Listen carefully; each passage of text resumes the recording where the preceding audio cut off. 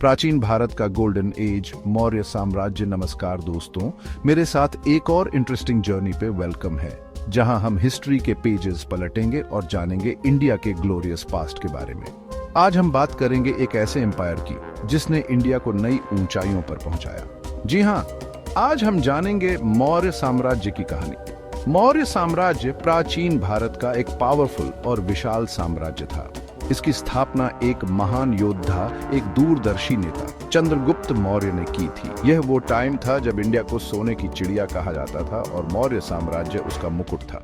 लगभग 322 ईसा पूर्व से 185 ईसा पूर्व तक इस साम्राज्य ने न सिर्फ इंडिया के भूगोल को बल्कि उसकी संस्कृति, कला और दर्शन को भी डीपली प्रभावित किया। आज हम इस वीडियो में मौर्य साम्राज्य के उत्थान, उसके शासकों, उसकी पॉलिसीज और उसकी विरासत पर नजर डालेंगे। तो चलिए शुरू करते हैं ये एक्साइटिंग जर्नी। विशाल साम्राज्य। भारत पर मौर्यों का शासन। मौर्य साम्राज्य अपने पीक पर इंडियन उपमहाद्वीप के ज्यादातर हिस्से पर फैला हुआ था। पूर्व में यह आज के बांग्लादेश और म्यांमार तक, पश्चिम में अफगानिस्तान और बलोचिस्तान तक और दक्षिण में डेक्कन के पठार तक फैला था।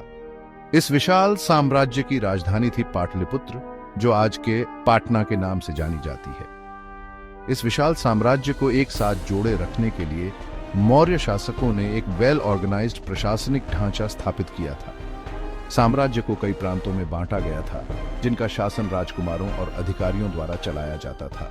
एक मजबूत सेना, कुशल गुप्तचर तंत्र और व्यापारिक मार्गों पर कंट्रोल ने मौर्य साम्राज्य को उस समय की महाशक्तियों में से एक बना दिया था। इस विशाल साम्राज्य के बारे में जानकारियां हमें प्राचीन बुक्स, शिलालेखों और उस समय के ट्रैवलर्स के वृतांतों से मिलती हैं। मेगास्थनीज, जो कि सेलुकस निकाटर के राजदूत थे, ने अपनी बुक इंडिका में मौर्य साम्राज्य का डिटेल्ड वर्णन किया है।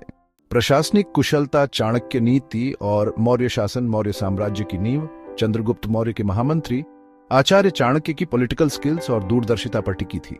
चाणक्य द्वारा लिखी गई अर्थशास्त्र नामक बुक पॉलिटिक्स और कूटनीति का एक अमेजिंग ग्रंथ है, जो आज भी प्रासंगिक है। चंद्रगुप्त मौर्य ने चाणक्य की शिक्षाओं को कंप्लीटली फॉलो किया और एक मजबूत केंद्रीय शासन व्यवस्था की स्थापना की।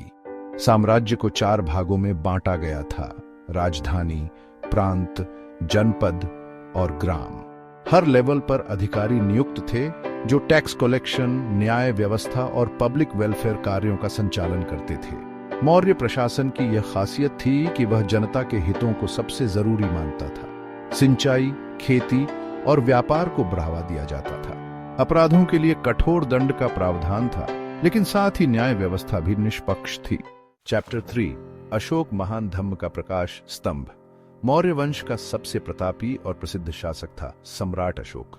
अपने शासनकाल के स्टार्टिंग ईयर्स में अशोक एक महत्वाकांक्षी शासक थे, जिन्होंने कलिंग पर जीत हासिल करने के लिए एक भयानक युद्ध लड़ा। हालांकि कलिंग युद्ध के बाद हुए नरसंहार को देखकर अशोक का हृदय परिवर्तित हो गया। उन्होंने युद्ध नीति को छोड़ दिया और बौद्ध धर्म अपना लिया। अहिंसा, प्रेम और करुणा के मार्ग पर चलते हुए अशोक ने धम्म के सिद्धांतों का प्रचार प्रसार किया। अशोक ने अपने पूरे साम्राज्य में स्तंभ और शिलालेख बनवाए, जिन पर धम्म के सिद्धांत लिखे थे। उन्होंने लोगों के भलाई के लिए अस्पतालों, सड़कों और कुओं का निर्माण करवाया। अशोक के शासनकाल को भारतीय इतिहास का स्वर्णिम युग माना जाता है। चैप्टर 4, समृद्धि का काल। मौर्यकालीन व्यापार और वाणिज्य। मौर्य साम्राज्य के दौरान इंडिया का व्यापार और वाणिज्य अपने पीक पर था। स्थल और समुद्री मार्गों के जरिए इंडिया का व्यापारिक संबंध रोम, मिस्र और चीन तक फैला हुआ था। मौर्य शासकों ने व्यापार को बढ़ावा देने के लिए कई कदम उठाए। सड़कों का निर्माण करवाया गया, व्यापारिक मार्गों